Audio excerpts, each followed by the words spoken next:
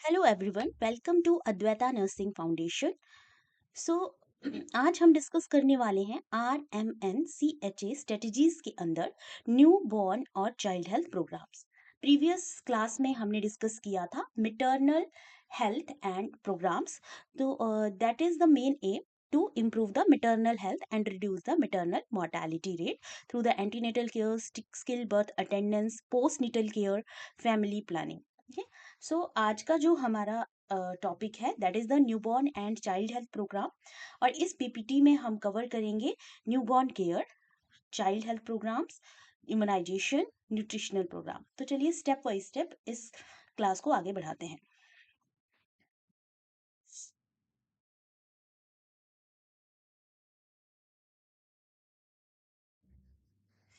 The newborn and child health program. So these are the program mainly implemented under the National Health Mission to reduce the neonatal infant and under 5 mortality. HB so first is the newborn and the child health programme. ये जो programme था ये National health mission के under introduce किया गया था ताकि neonatal infant और अंडर 5 डेथ रेट्स को क्या किया जाए, कम किया जाए। सो इसके अंदर जो फर्स्ट प्रोग्राम हम स्टडी करेंगे that is the home based newborn care programme, that is the HBNC program. HBNC program was launched in 2011 to reduce the neonatal mortality rate by providing the home visit after the delivery.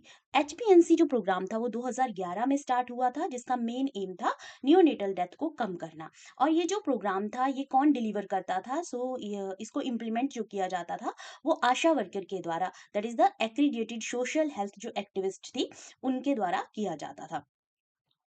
For example, अब मान लीजिए कि कोई baby है जो hospital में deliver हुआ है, तो जो आशा होती थी वो थर्ड डे पर घर जाती थी और वो चेक करेगी बेबी फीड कर रहा है कि नहीं कर रहा है, बेबी की कॉर्ड क्लीन है या नहीं है, टेम्परेचर नॉर्मल है या नहीं है।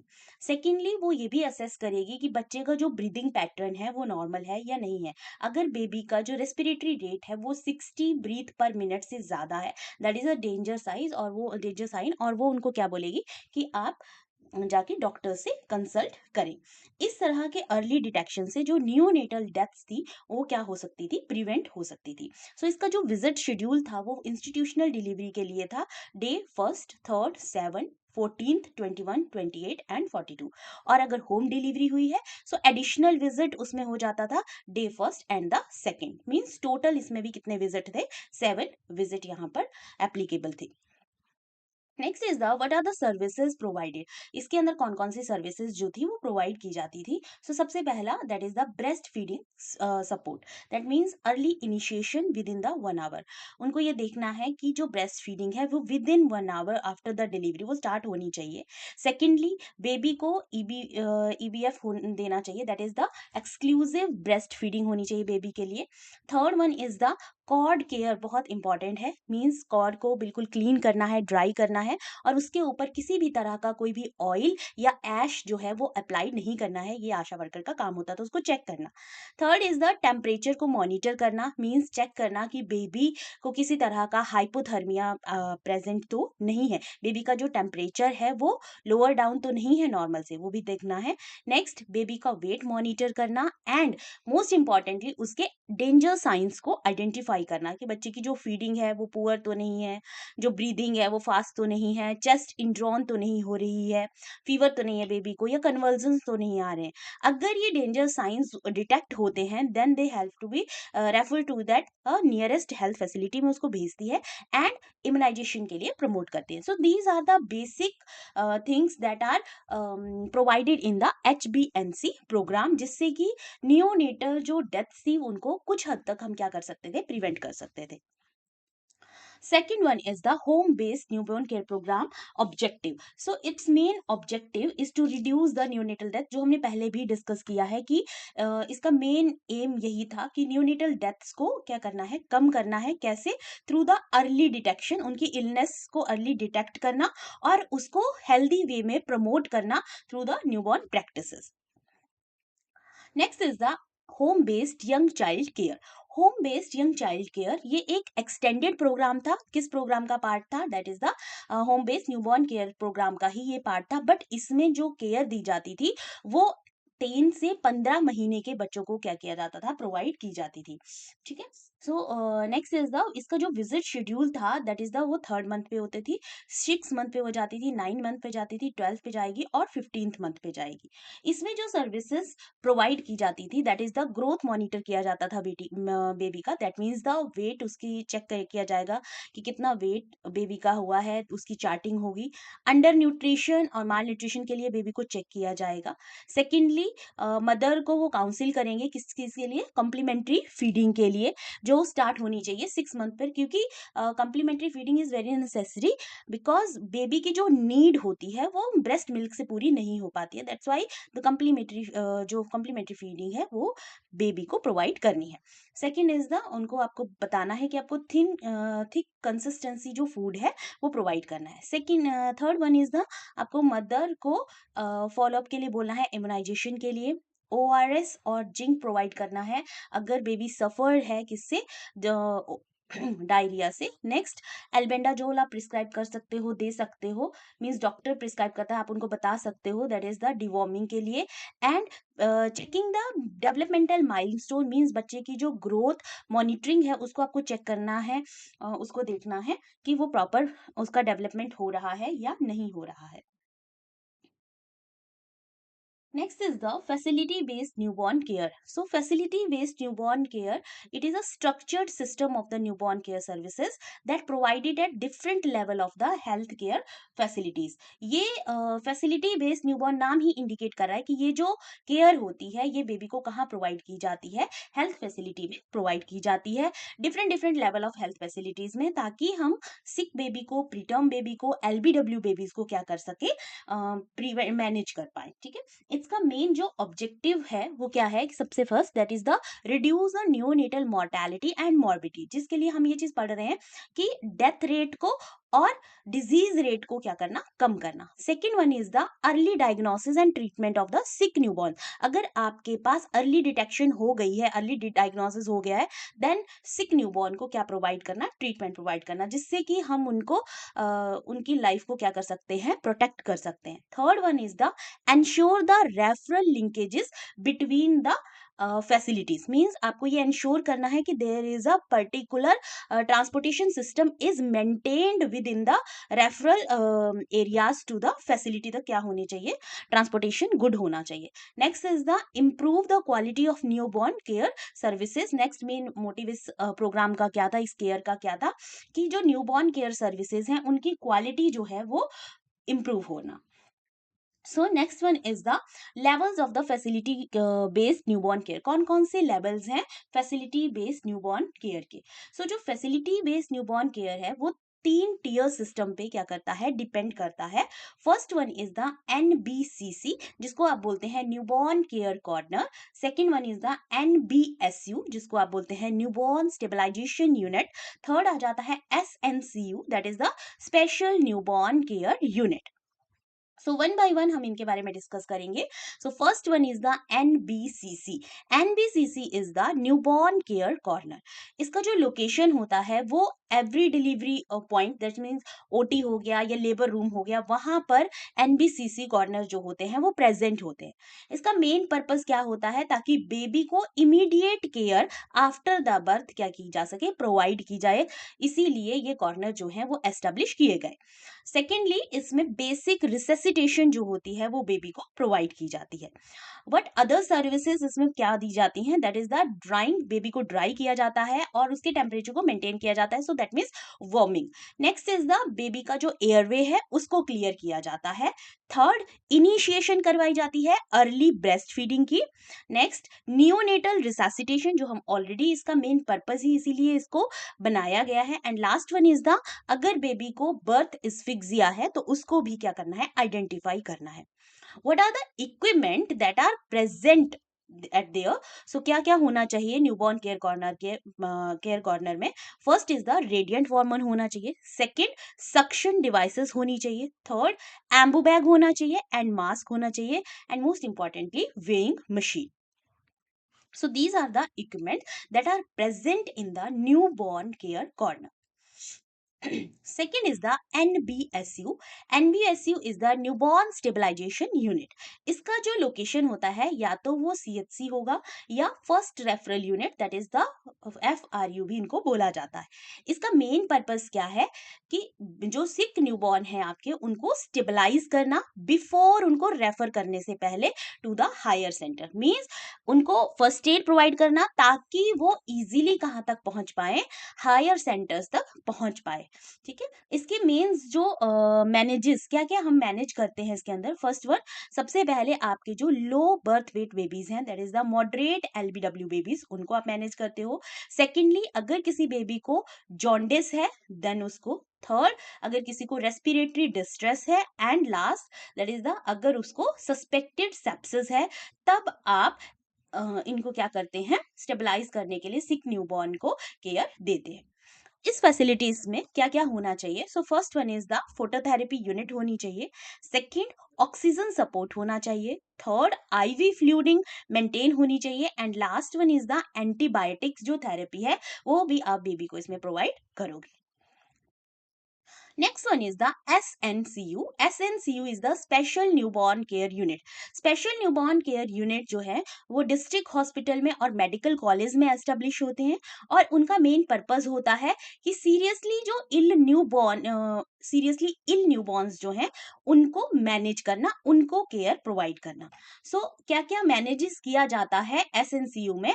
First one is the pre mature babies को किया जाता है. सेकेंड वन इज द अगर किसी बेबी को सीवियर बर्थ एस्फिक्सिया है उसको, नियोनेटल सेप्सिस है, सीवियर जॉन्डिस है या RDS है या VLBW है. मींस अगर बेबी क्या है, very low birth weight baby है, तो उन केसेस को आप SNCU में क्या करते हैं, मैनेज करते हैं. इस SNCU में क्या क्या चीजें प्रेजेंट होनी चाहिए, कौन कौन से इक्विपमेंट जो हैं वो प्रेजेंट होने चाहिए. सो first one is the radiant warmer. Second one is the phototherapy machine. Third one is the CPAP. Fourth one is the IV therapy lines. Next is the feeding tubes. And last one is the monitoring devices. So usually जो district hospitals होते हैं 12 से 20 bed जो हैं वो SNCU के लिए क्या होते हैं, लायबल रहते हैं. Next, the most important part of this topic is the kangaroo mother care, जिसको हम KMC भी बोलते हैं. KMC जो है वो वेरी इंपॉर्टेंट पार्ट है फैसिलिटी बेस्ड न्यूबॉर्न केयर का. और ये हम कब देते हैं, क्या इंडिकेशंस होते हैं कैंगारू मदर केयर के, दैट इज द या प्रोवाइड करते हो उन बेबीज को जो लो बर्थ वेट बेबीज हैं, जिनका वेट 2.5 kg से क्या है, कम है. सेकेंडली, जो प्रीटर्म बेबीज होते हैं उनको स्टेबलाइज करने के लिए भी आप KMC जो केयर है वो प्रोवाइड करते हो. इसका बेनिफिट क्या है, ये बेबी के बॉडी के टेम्परेचर को क्या करता है, मेंटेन करता है. सेकेंडली, उसको इन्फेक्शन से प्रिवेंट करता है. मदर और बेबी की जो बॉन्डिंग है उसको एनहांस करता है. बेबी को वेट गेन करने में हेल्प करता है, प्रमोट करता है उसके वेट गेन को.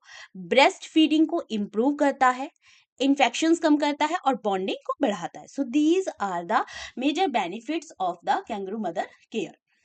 Next is the what is the referral system, what is the transportation facility that are present in the FBNC. So कैसे हम रेफरल सिस्टम को मेंटेन करते हैं फैसिलिटी बेस्ड न्यूबॉर्न केयर में.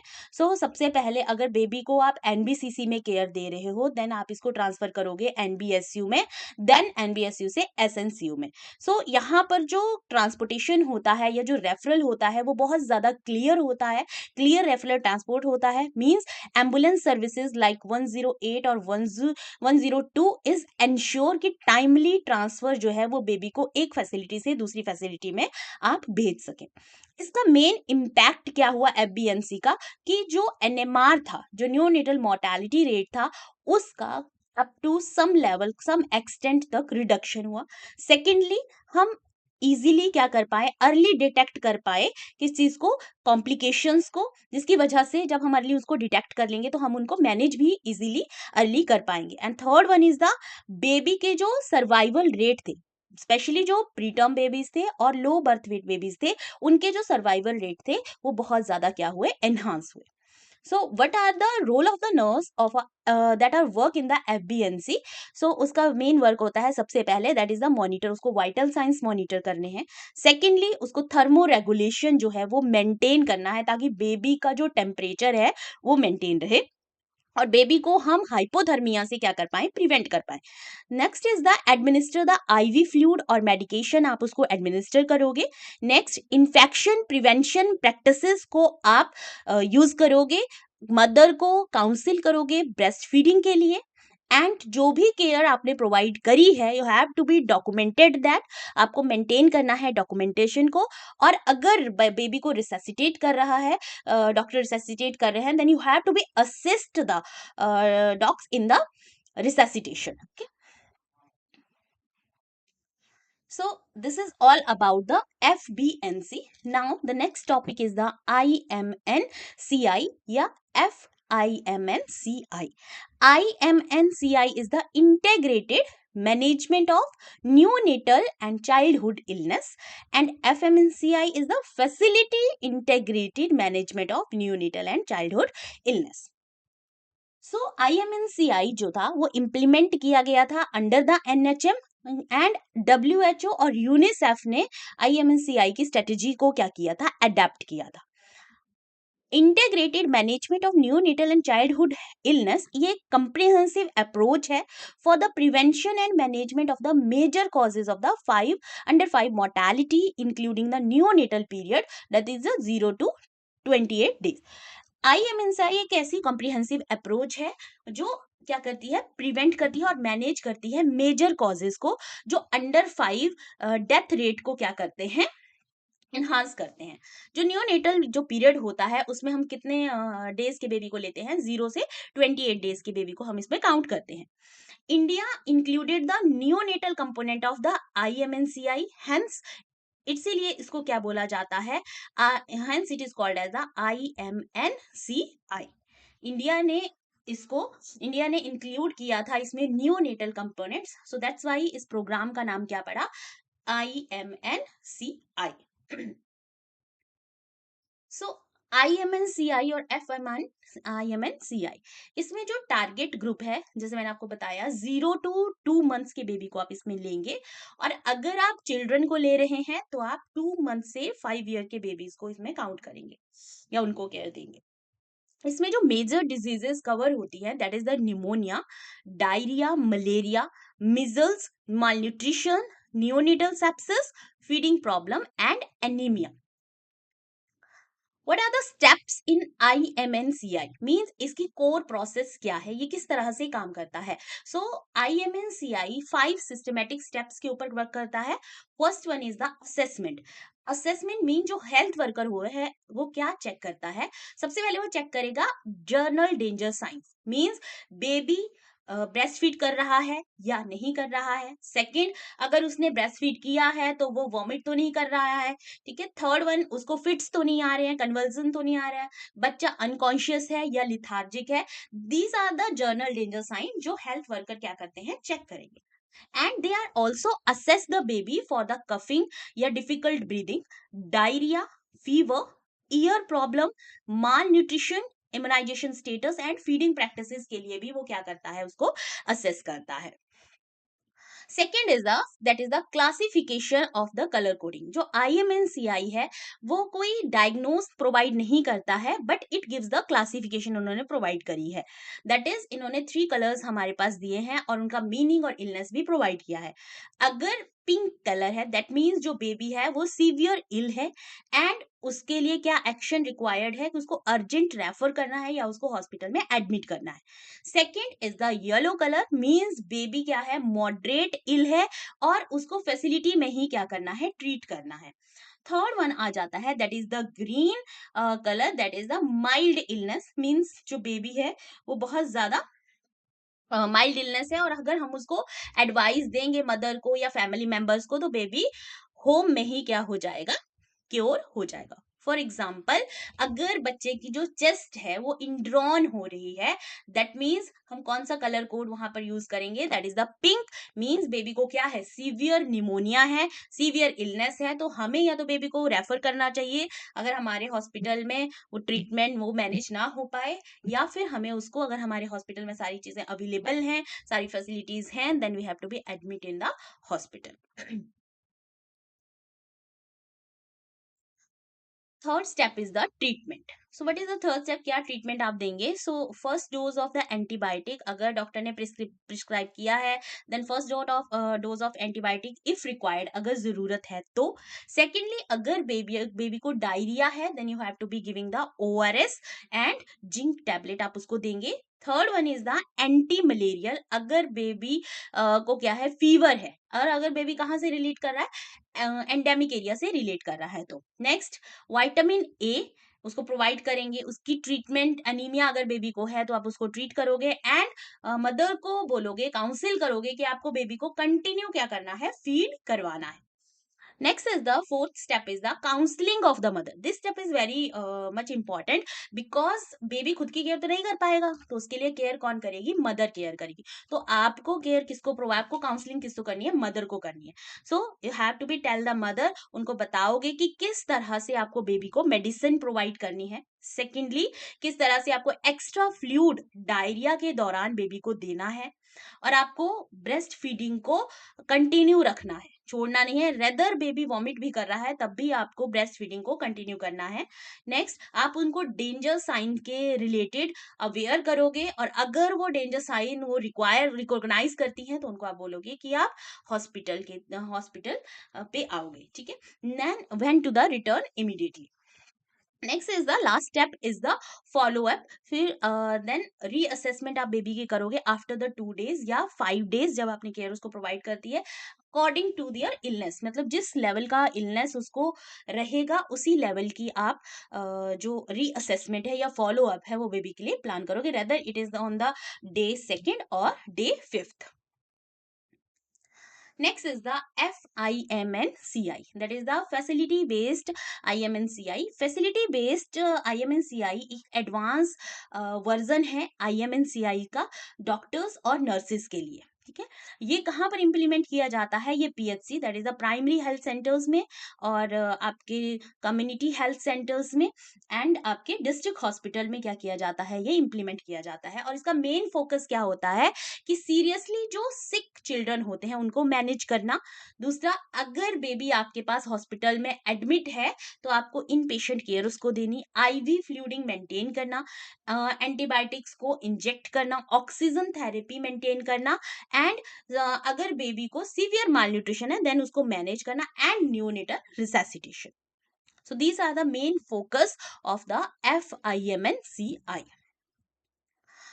The role of the nurse in the IMNCI is the first, that is assessing the danger sign.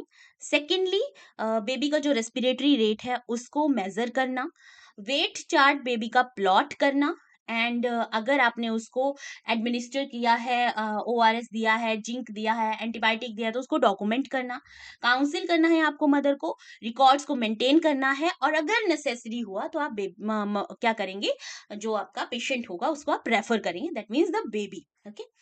Advantages क्या है IMNCI की, कि जब IMNCI जो है वो इम्प्लीमेंट किया गया तो उसकी क्या क्या एडवांटेजेस जो थी वो अकर हुई।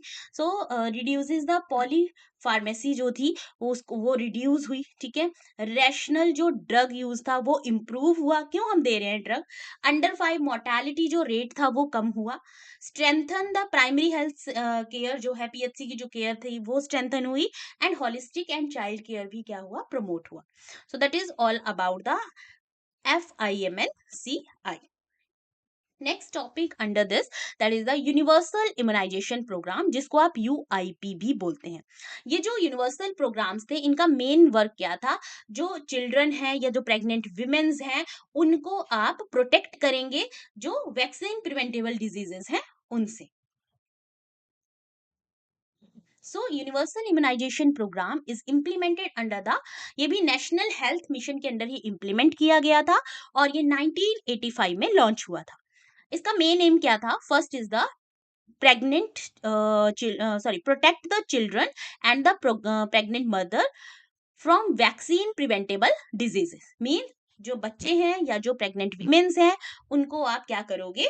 डिजीजेस से प्रिवेंट करोगे, किसके थ्रू? वैक्सीन के थ्रू। ओके। सेकेंड, आपको रिड्यूस करना है, इसका मेन एम क्या था? यूआईपी क्यों स्टार्ट हुआ था? ताकि जो आईएमआर रेट है और अंडर 5 मोर्टेलिटी रेट है उसको क्या किया जा सके? रिड्यूस किया जा सके।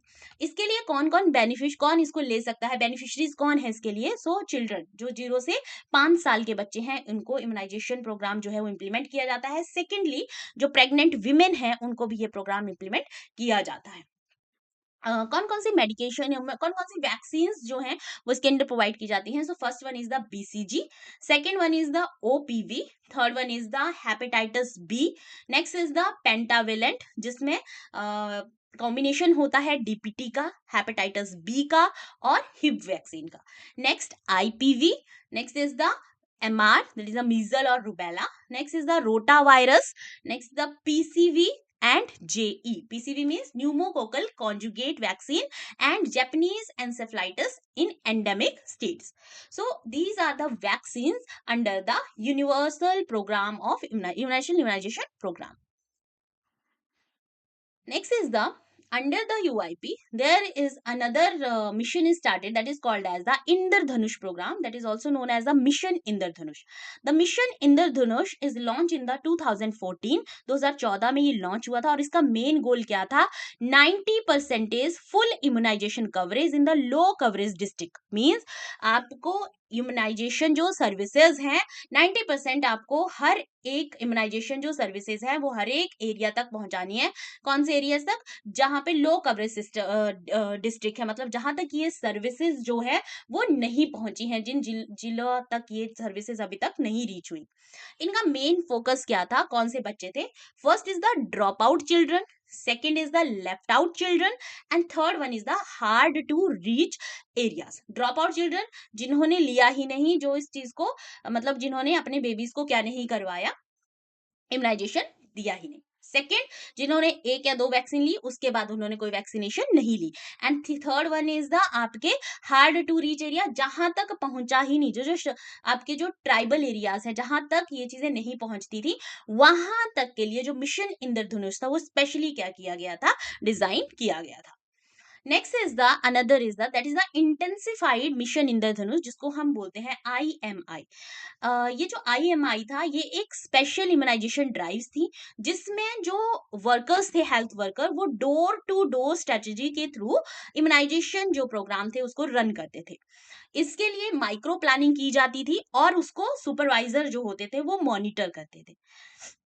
Next, what is the major role of the nurse is here? So first is the, उनको क्या करना होता था? वैक्सीन को एडमिनिस्टर करना है, कोल्ड चेन को मेंटेन करना है, रिकॉर्ड एंड रिपोर्टिंग मेंटेन करनी है, जो पेरेंट्स होंगे उनको काउंसिल करेंगे एंड मॉनिटर करेंगे AEFI that is the adverse event following the immunisation के दौरान अगर कोई एडवर्स इफेक्ट उनके साथ हुआ है तो आप उसको भी क्या करेंगे? मॉनिटर करेंगे। So these are the role of the nurse in the IMI programs. Next is the राष्ट्रीय बाल स्वास्थ्य कार्यक्रम। अगला जो प्रोग्राम था दैट इज द राष्ट्रीय बाल स्वास्थ्य कार्यक्रम, जिसको हम RBSK भी बोलते हैं। ये जो RBSK था ये लॉन्च हुआ था 2013 में under the national health mission and इसका मेन वर्क क्या था? मेन एम क्या था? कि जो अर्ली आइडेंटिफिकेशन करनी है, अर्ली इंटरवेंशन देनी है किसको? 0 to 18 ईयर्स के बच्चों को, ताकि मॉर्बिडिटी जो डिजीज रेट है वो, मोर्टेलिटी, डेथ रेट और डिसेबिलिटी को क्या किया जा सके? कम किया जा सके। ये 4 Ds के ऊपर ये सिस्टम डिपेंड था। वो 4 Ds क्या है? First one is the defects at the birth, second one is the deficiency, third one is the disease and fourth one is the developmental delays या डिसेबिलिटीज। सो इसका मेन फोकस 4 Ds थे। Birth defect को assess करना, कोई deficiency है उसको find out करना, disease है उसके रूट कॉज को असेस करना एंड अगर बेबी को डेवलपमेंटल डिले हो रहा है या डिसेबिलिटीज हो रही हैं तो उनको भी चेकआउट करना। आरबीएस के में first D that is the defect at the birth.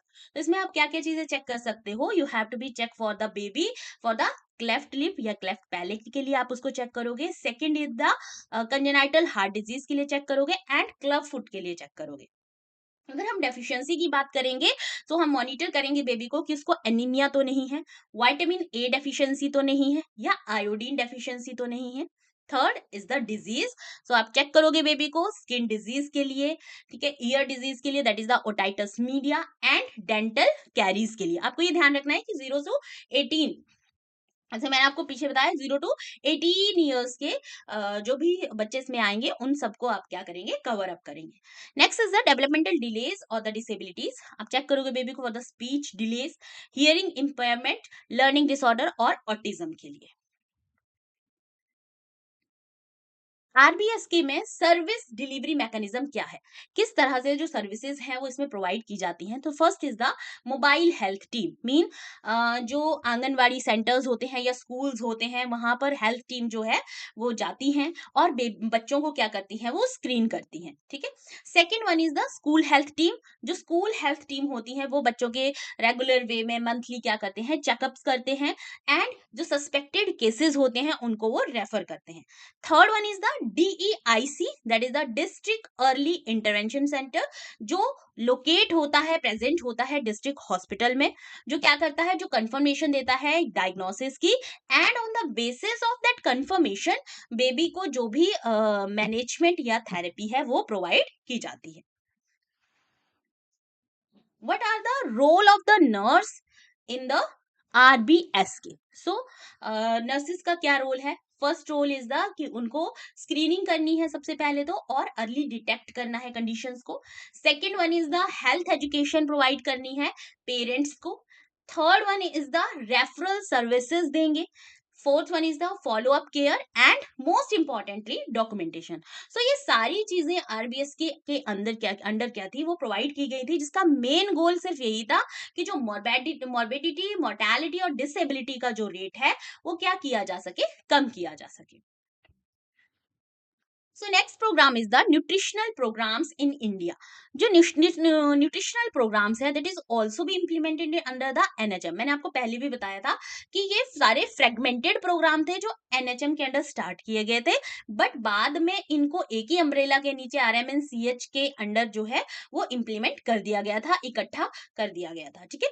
सो ये जो न्यूट्रिशनल प्रोग्राम्स थे ये भी एनएचएम के अंडर इम्प्लीमेंट किए गए थे ताकि चाइल्ड न्यूट्रिशन को इंप्रूव किया जा सके और माल न्यूट्रिशन को रिड्यूस किया जा सके।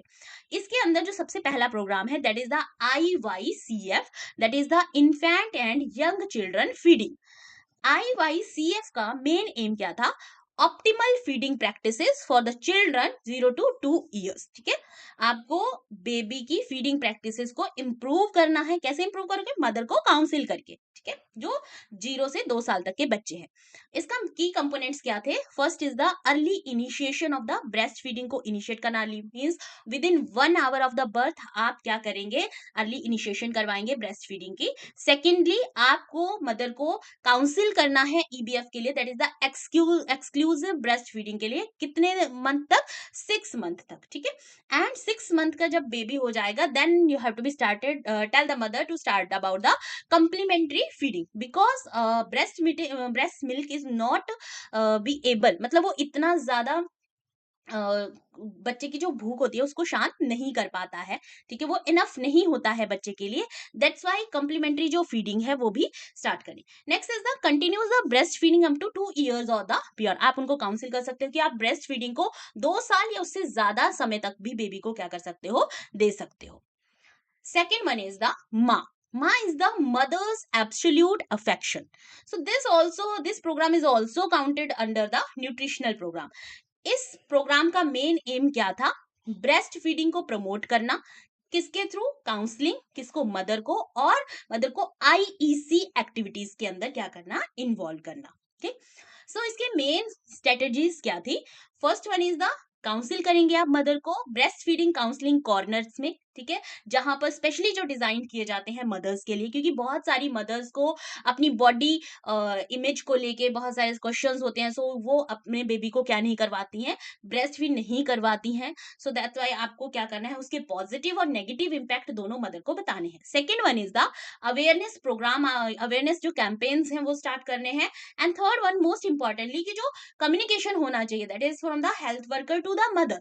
सो आप प्रोवाइड करोगे training to the health workers को। Okay, next is the SAM management, जिसको आप बोलते हो severe acute malnutrition. Okay, so इसमें आप क्या आइडेंटिफाई करते हो, you have to be check the weight of the baby, have to be check the height of the baby. Okay, and MUAC, that is more than 11.5 centimeters. You also check the baby for the bilateral pedal edema, के लिए भी आप baby को क्या करोगे, check करोगे। इसमें किस चीज की मैनेजमेंट आप प्रोवाइड करते हो, you have to be treated the babies at the NRCS, that is the nutritional rehabilitation centers, and providing the medical treatment plus therapeutic feeding. Third one is the nutritional counselling, आप किसको provide करोगे, parents को आप nutritional counselling इसमें provide करोगे। So these are the management. What are the role of the nurses under that? So you have to be counsel the mother during the ANC, मतलब antenatal care और PNC postnatal care के time आप mother को council करोगे। Second, mother को correct latching technique के बारे में आप बताओगे, एंड कोलेस्ट्रम की इंपॉर्टेंस के बारे में भी आप मदर को बताओगे। Okay, so that is all about the today's class. If you like my class, then please comment and share. And